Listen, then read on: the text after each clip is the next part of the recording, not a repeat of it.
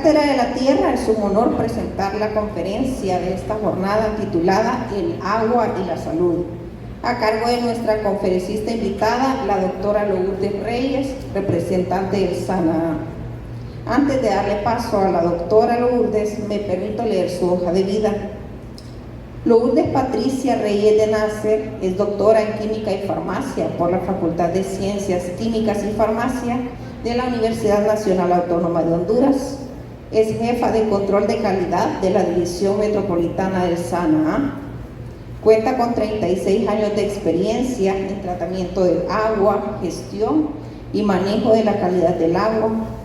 Cuenta con estudios realizados en el Instituto Regional de Estudios en Sustancias Tóxicas de la Universidad de Heredia, Costa Rica, el Centro de Estudios Panamericanos de Ingeniería Sanitaria en Lima, Perú, y el Centro Internacional de Tokio, Japón.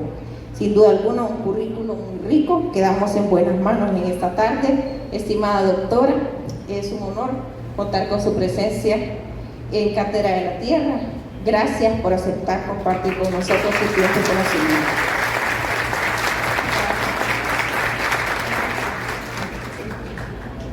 Buenas tardes.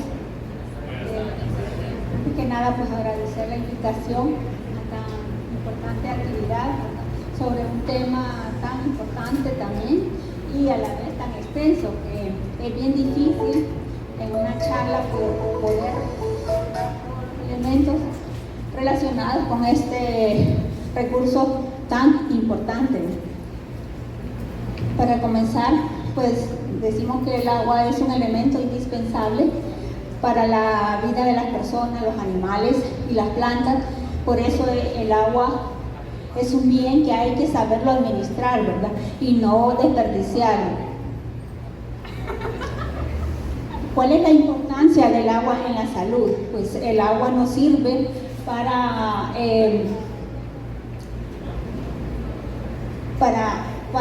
regular la temperatura de nuestro cuerpo, ¿verdad? Para el transporte de los nutrientes a las células. También ayuda a eliminar los desechos a través de la orina, para lubricar las articulaciones, para proteger los tejidos sensibles y también nos ayuda en la digestión. El agua y la calidad de vida en nuestro planeta. En tiempos antiguos se creía que el agua era una fuente para la juventud. Se decía que había un manantial que era símbolo de la inmortalidad, que supuestamente curaba y devolvía la juventud a las personas que bebían o se bañaban en él, ¿verdad? Estas versiones están escritas y aparecen en la mitología clásica y medieval de muchas culturas.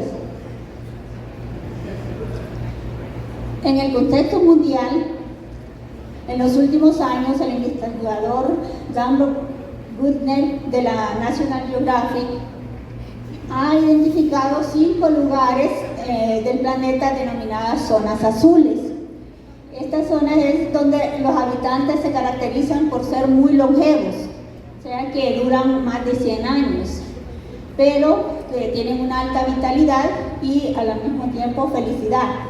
Dichas zonas son Loma Linda en California, Nicoya en la península de Nicoya en Costa Rica, la isla de Cerdeña en Italia, Icaria en la isla de Grecia y Okinawa en Japón. Actualmente, la fuente milagrosa perdura como una metáfora de cualquier cosa que potencialmente incremente la longevidad. No obstante, la realidad es que desde tiempos antiguos, ¿verdad? De Hipócrates, 450 años antes de Cristo, se conocía que dependiendo de las características físico-químicas de las aguas de consumo, así era la salud de los pobladores. Y se refería más que todo al contenido de sales minerales, es decir, el contenido de carbonatos de calcio y carbonatos de magnesio en el agua. Quizá con este relato entendamos que lo importante es caracterizar y proteger nuestras fuentes de agua en lugar de buscar en otros lugares, bueno, la fuente de la juventud. El agua para los seres vivos es un elemento primordial y la podemos encontrar en todo en nuestro entorno, ¿verdad? La encontramos en las nubes, en los mares, en las quebradas, los ríos, los lagos, las lagunas, la tierra y en el aire. Y tiene muchos usos. Así la usamos como abastecimiento de las poblaciones, en la navegación, el riego, la energía hidroeléctrica, en la industria, en la cría y explotación de peces, en el transporte y la recreación. Pero en este uso hay diferentes proporciones, ¿verdad? La mayor proporción, o sea, el 70% del agua se usa en la agricultura, un 20% se usa en la industria y solo un 10% para consumo humano. También sabemos que hay diferentes tipos de agua. Tenemos las aguas naturales que se encuentran en los ríos, quebradas, lagos, lagunas, cascadas, las aguas subterráneas o aguas de pozo, las aguas residuales o aguas de desecho, el agua potable, que es la que procede de una planta potabilizadora. Así también conocemos el agua tratada, que es aquella que ha sufrido algún tipo de tratamiento. Si la filtramos ya es un agua tratada, si la hervimos, si la desinfectamos ya es un agua tratada. Y el agua cruda, que es aquella que no ha sufrido ningún tratamiento, que viene directamente de la fuente de agua. También tenemos las aguas embotelladas, que son las que mayormente se consumen, que son las que nos venden en los comercios.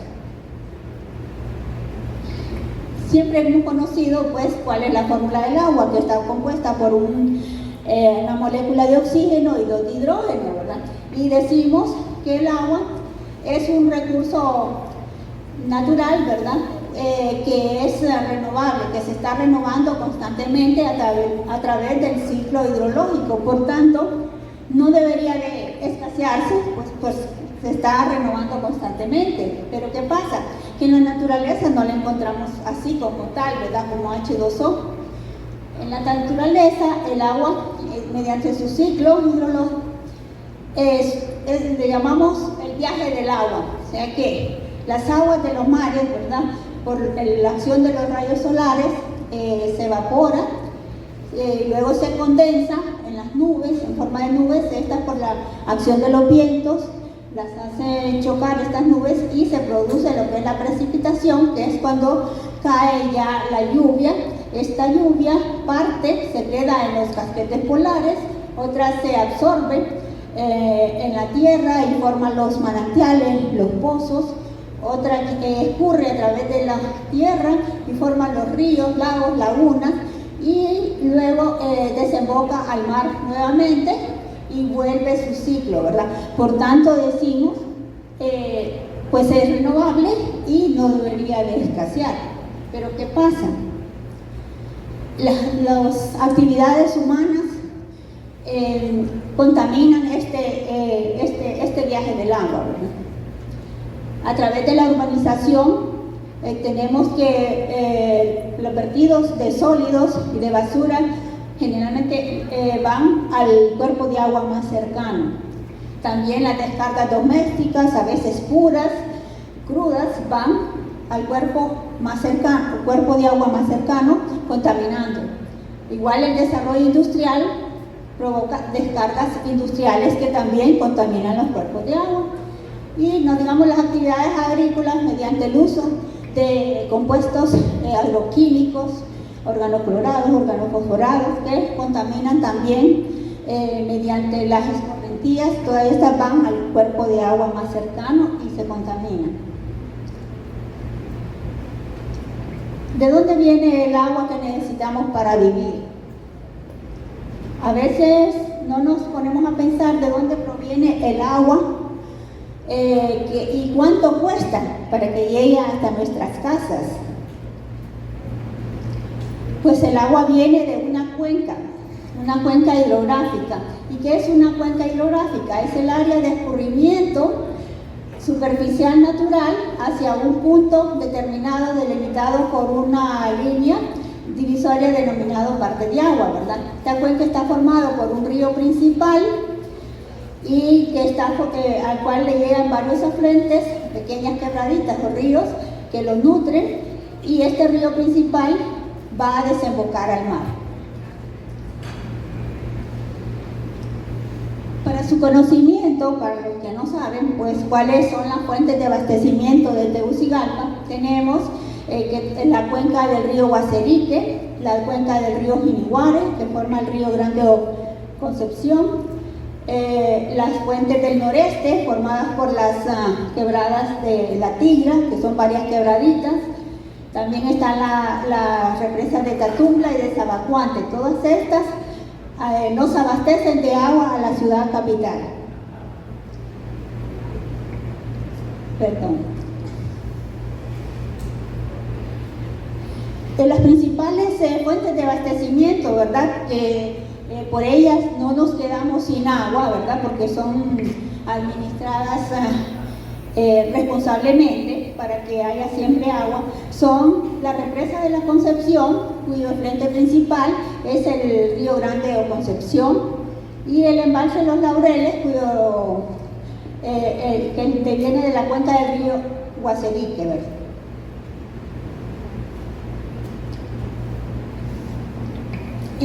Esta cuenca es dañada o se ve afectada por todas las actividades humanas. Entre estas actividades tenemos la deforestación, ¿verdad? Que con esto lo que hacemos es que se va perdiendo la cobertura vegetal natural de la tierra, y por eso cuando llueve, pues ya no hay cobertura vegetal que absorba esta agua, y por tanto escurre y se va a las zonas más bajas y se provocan las inundaciones. También los incendios forestales, ¿verdad? También afectan la cobertura de los suelos y sus nutrientes. Entonces ya los suelos se vuelven estériles. La erosión, ¿verdad? Estos sólidos en la tierra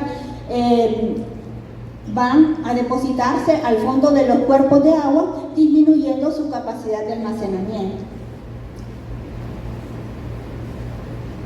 También tenemos la ganadería, que es una actividad que también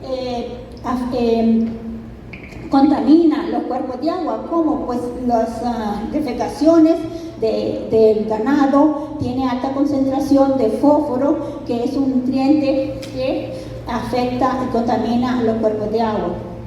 La agricultura, igual, como decíamos, el uso de agroquímicos como los pesticidas, organoclorados, organofosforados, todos estos, cuando vienen las lluvias, estos químicos por las escorrentías van a dar al cuerpo de agua contaminándolo. ¿Estoy bien así o muy rápido? ¿Está bien? Bueno.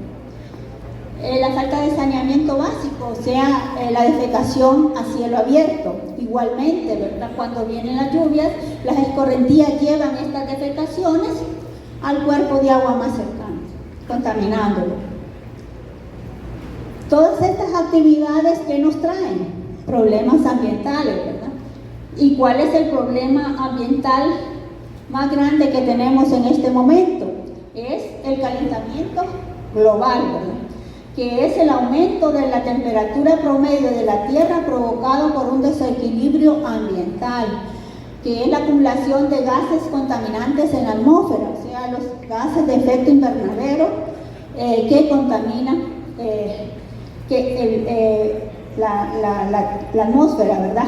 Como ser el metano, los combustibles fósiles, ¿verdad? La quema de combustibles fósiles. Esto provoca los gases de efecto invernadero y provoca el calentamiento climático. El cambio climático, que a veces confundimos estos dos términos, creemos que es lo mismo. Son dos cosas diferentes, ¿verdad? El cambio climático es una consecuencia del calentamiento global. Es la alteración de las condiciones meteorológicas que caracterizan a cada estación climática. El aumento de la temperatura afecta a la vegetación y a los animales que de ella dependen. La evaporación aumenta la concentración de agua, provocando sequías y a la vez lluvias más intensas o inundaciones por el aumento del vapor de agua en el ciclo hidrológico, ¿verdad? Lo que hablábamos del ciclo hidrológico y cómo se va afectado, más que todo por este cambio climático.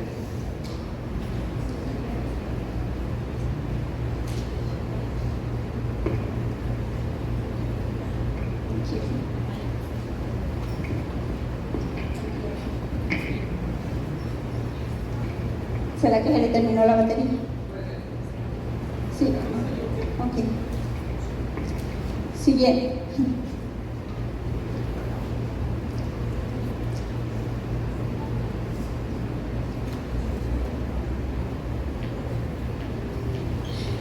Otro de los factores hidrológicos, ¿verdad?, que afectados que como consecuencia del calentamiento global es la sequía, ¿verdad?, que es una anomalía meteorológica transitoria y prolongada en que los niveles de agua circulante en una región desciende por debajo de los límites mínimos para sostener la vida de las plantas, los animales y del ser humano.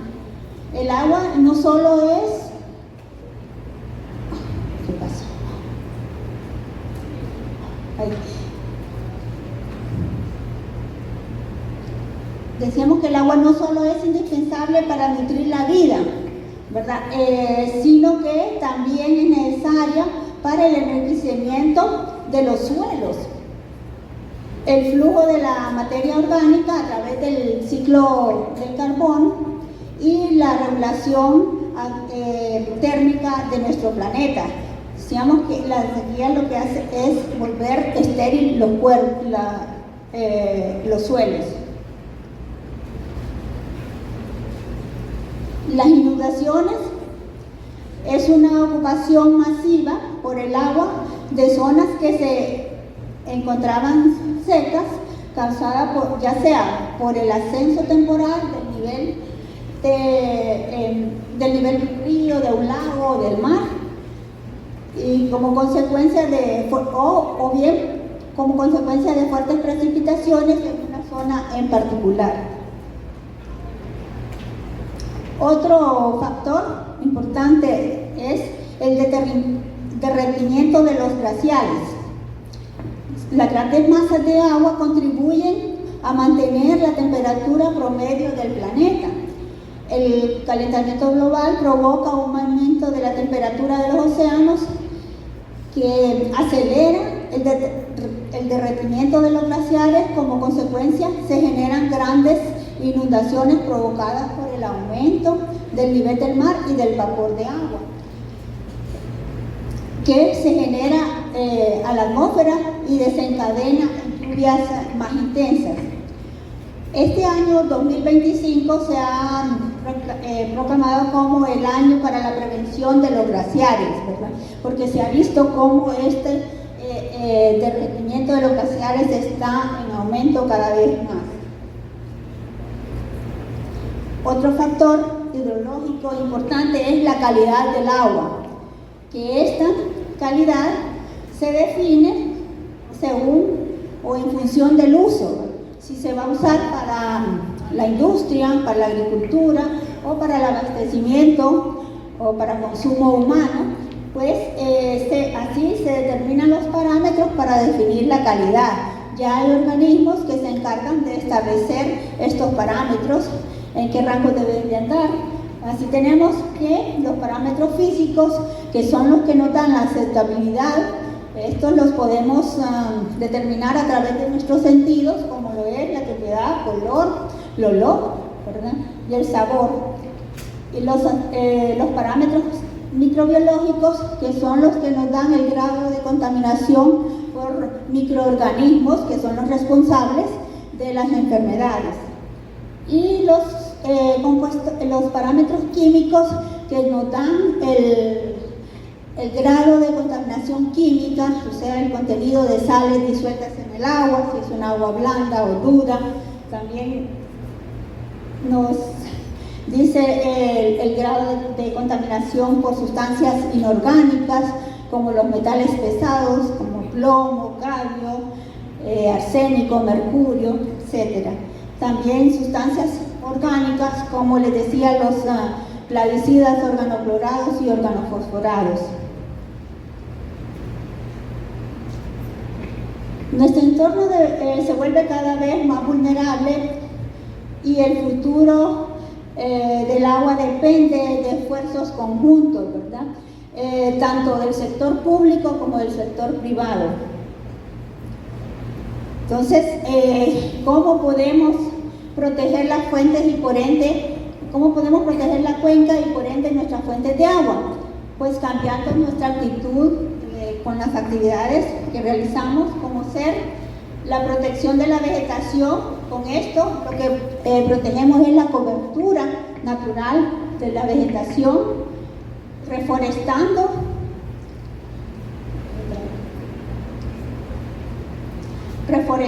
¿verdad? Para que en la tierra, en los árboles, a través de sus hojas, sus raíces, absorban el agua cuando viene la lluvia, y así el agua se absorbe en la tierra, porque decíamos que cuando se pierde la cobertura, si no hay árboles, cuando llueve el agua escurre y no se absorbe, ¿verdad? Entonces aquí es cuando se provocan las sequías y las inundaciones por otro lado. Protegiendo contra los incendios forestales, que esto lo que hacen es que se pierdan los nutrientes naturales de los suelos y haciéndolos estériles. Entonces, protegiéndolo de esto, vamos a proteger nuestra cuenca. También la utilización de abonos orgánicos en vez de los agroquímicos, ¿verdad? Que son los que contaminan las fuentes de agua. También construyendo barreras vivas para evitar la erosión del suelo, no permitiendo el lavado de equipos que contengan plaguicidas en los ríos, porque estos tienen químicos que contaminan las fuentes de agua. También la construcción de fogones mejorados para evitar la tala en misericordia de los bosques. El acceso al agua potable y el saneamiento sigue siendo un desafío mundial urgente, mientras que para muchos abrir el grifo es un acto cotidiano. Millones de personas alrededor del mundo aún todavía luchan, ¿verdad?, por acceder a este derecho básico. Entonces, pongámonos a pensar esa bendición tan grande que nosotros tenemos de que todavía nos llega agua a nuestras casas, ¿verdad? Hay muchos lugares donde las personas tienen que recorrer grandes distancias para poder obtener un tambo de agua. Los esfuerzos financieros realizados no están a la altura de las muertes causadas por el agua insalubre o contaminada. Y los programas representan menos del 5% de la ayuda internacional al desarrollo cuando se necesita más del doble. ¿Qué es un acueducto? Y ya vamos a ver por qué hablamos de un acueducto. Un acueducto se define como un conducto artificial para trasladar agua desde una fuente de abastecimiento que puede ser utilizada para consumo en viviendas, riego o recolecta, y para transportar aguas residuales, que es lo que conocemos como el alcantarillado. El primer acueducto se denominó Herwan, construido en el año 700 a.C. en Nínive, capital de Asiria. El poderoso imperio romano desarrolló muchos acueductos a partir de los años 312 a.C. Con fuentes de agua subterránea. En Latinoamérica, las culturas indígenas aztecas en México, mayas en Guatemala e incas en Perú y Bolivia crearon verdaderas obras de la ingeniería para abastecer a sus poblaciones. Un ejemplo es el acueducto del Guayabo en Turrialba, Costa Rica, construido hace más de 1000 años y declarado Patrimonio de la Ingeniería por la Asociación Americana de Ingenieros. Esto fue en el año 2009.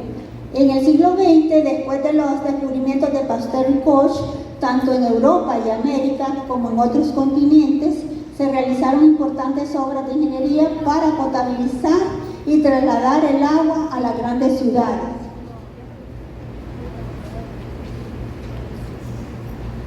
Aunque el agua es una fuente natural de vida, el agua no potable es la principal causa de muerte en el mundo, matando a 5 millones de personas cada año, la mayoría de estos niños. La lucha contra las enfermedades relacionadas con el agua sigue siendo un reto importante en algunos países en los que el agua es portadora de un gran número de enfermedades debido a la inexistencia o a las deficiencias de los sistemas de saneamiento y a los problemas de abastecimiento de agua potable. La mala calidad del agua y la falta de instalaciones de saneamiento repercuten negativamente no solo en la salud, sino también en la seguridad alimentaria y las oportunidades educativas de las familias pobres en todo el mundo. Si repasamos la historia, no cabe duda de que la salud de los seres humanos siempre es concordante con la administración y operación de un buen acueducto, la disposición adecuada de las excretas y de la educación de la población. O sea que es una gestión integral la que se debe de hacer del agua.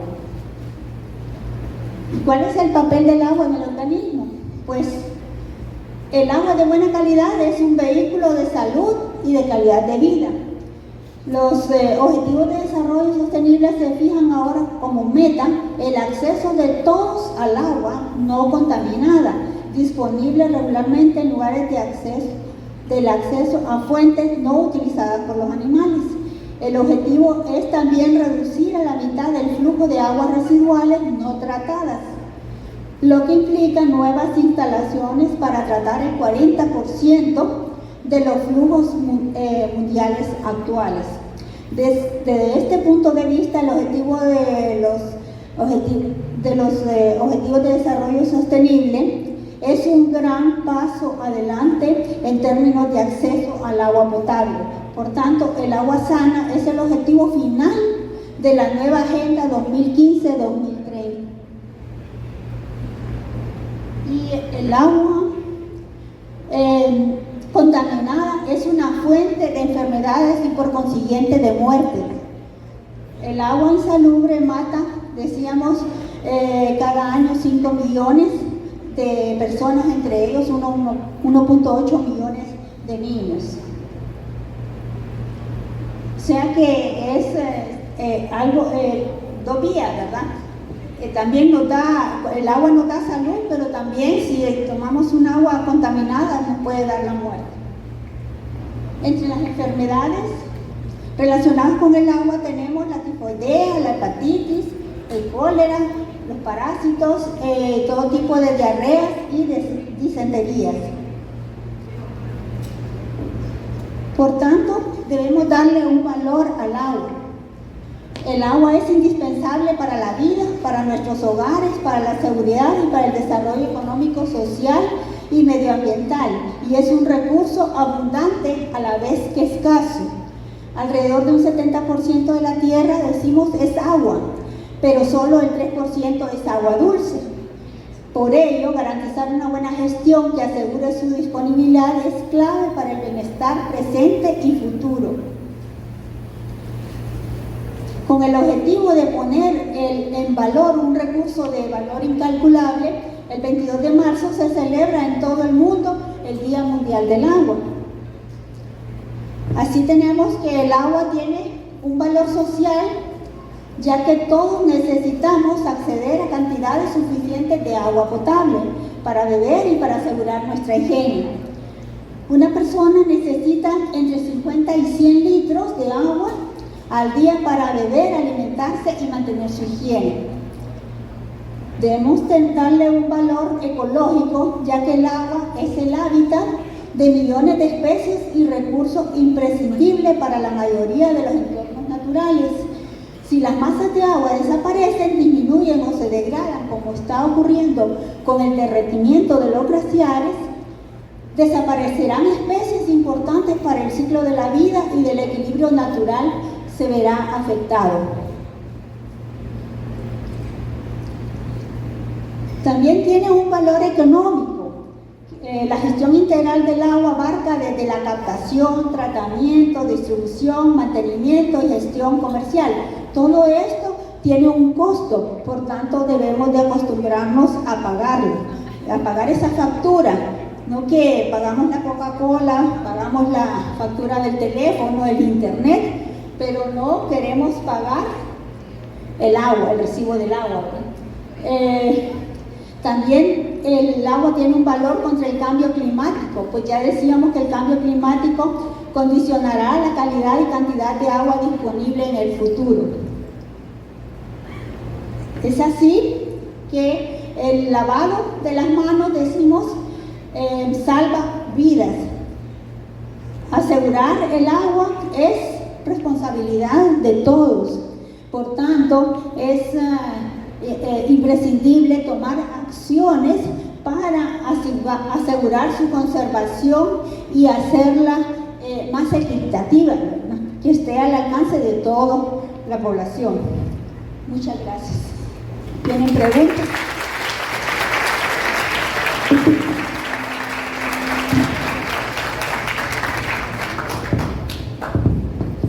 Muchísimas gracias, doctora Lourdes Reyes, por esta interesante conferencia. Estoy segura que todos en esta tarde hemos aprendido algo nuevo, interesante, significativo en el marco del Día Mundial del Agua. Vamos a dar espacio ahora para que ustedes puedan participar con sus preguntas o comentarios respecto del tema. Solamente levantan la mano y nosotros con mucho gusto les acercamos el micrófono, sin pena.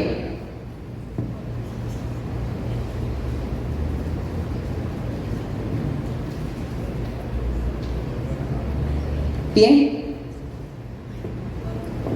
para continuar, ha sido un honor para nosotros tenerla en Cátedra de la Tierra y en nombre del Departamento de Ciencias Naturales y de este programa educativo le hacemos entrega de un diploma de reconocimiento que dice: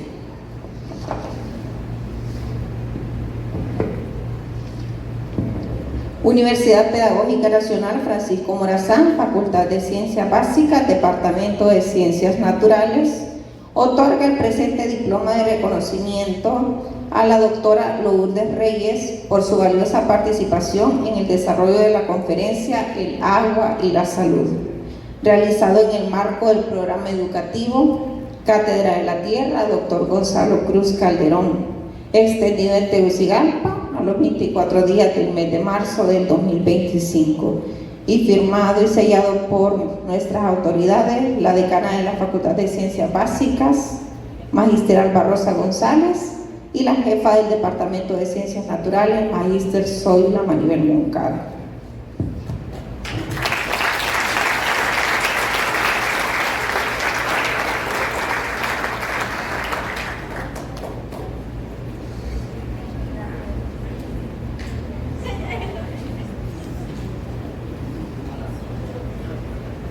Nuevamente muchas gracias, doctora, y esperamos tenerla en futuras participaciones con nosotros. A ustedes también muchísimas gracias por su participación, estimados estudiantes.